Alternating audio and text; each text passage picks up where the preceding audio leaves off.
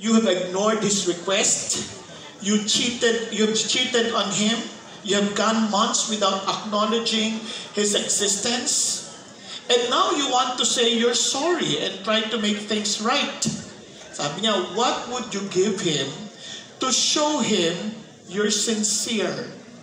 At sabi niya, the prophet Micah poses the same question to the people of Israel. Sabi niya, hindi naman ako lang nagsimula nito. Ito ang tanong na binigay na ni Prophet Micah. Sabi niya, sabi ni Prophet Micah was like this, what can we bring to the Lord to make up for what we've done?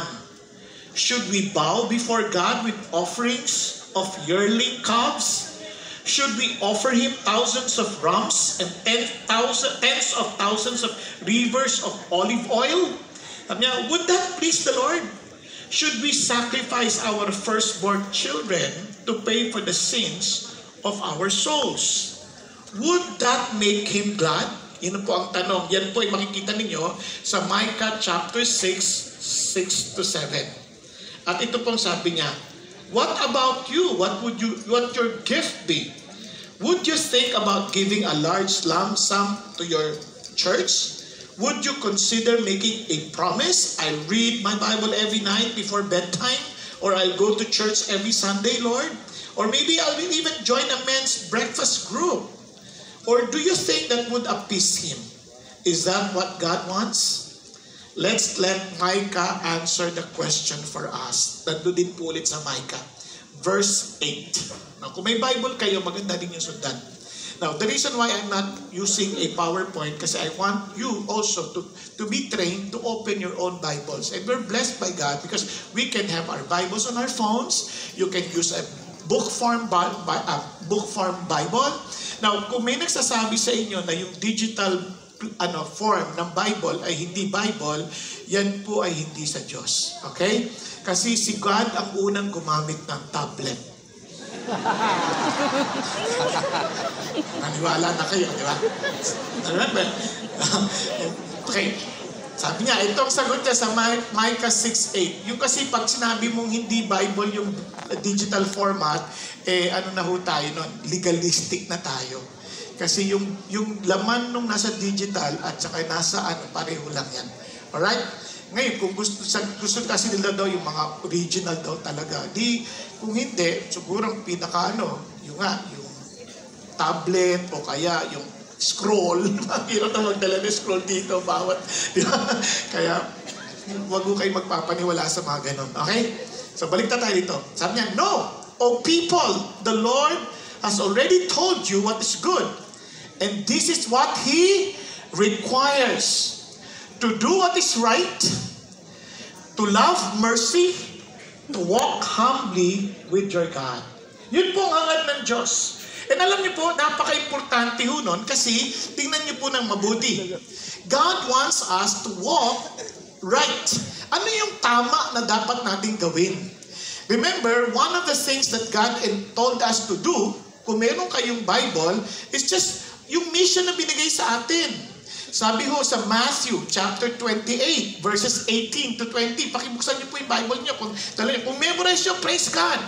Alam sabi niya, all authority has been given to me in heaven and on earth. Now, ano sinasabi ni Jesus dito?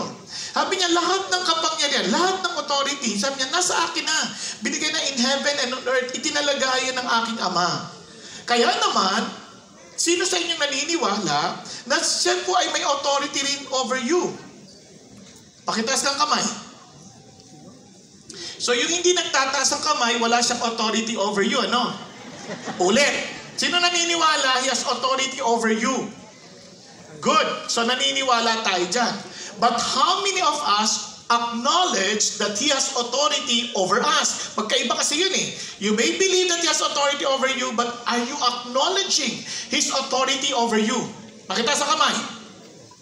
Okay, good. So yung iba ulit, nalilito pa. Siguro. Parang ulitin ko lang ha, baka hindi nyo din ako naintindihan. Kung ina-acknowledge mo, tinatanggap mo yung authority ni Jesus over you, pakita sa kamay. Good. Now, sabi niya, therefore, make disciples. Ilan dito nagde-disciple na? Ayun, umunti na. Napansin niyo? Kasi sabi ng Bible, pansin niyo kung bakit may therefore doon. Kasi you may reject His authority over you by not listening to His instruction.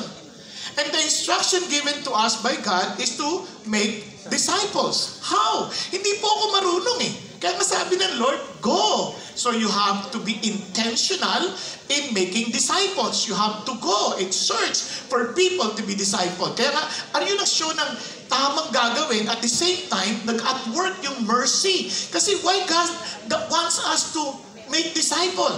Kasi nga, ito yung solusyon sa buhay nila. Mamay papaliwanag ko, pero balik tayo dito. At sabi niya sunod dito, baptize them in the name of the Father, the Son, and the Holy Spirit. Anong ibig sabihin ni Jesus doon? Now, you need to understand when we were created, we were created in the image of God. Okay ba yan? Anong sinabi ng Diyos when He created the human beings? Sabi niya, and let us make man in our image. Diba? And in His image, He made them male and female in the image of God. Sabi niya, go and be fruitful and multiply and fill the earth. Bakit nga daw pinapapuno ng tao yung mundo? Bakit daw? Wala pa tayo doon. Hindi pa nauutos yan. Genesis pa lang. Bakit? Because He wants the whole world to be filled with His image. Nakuha ninyo?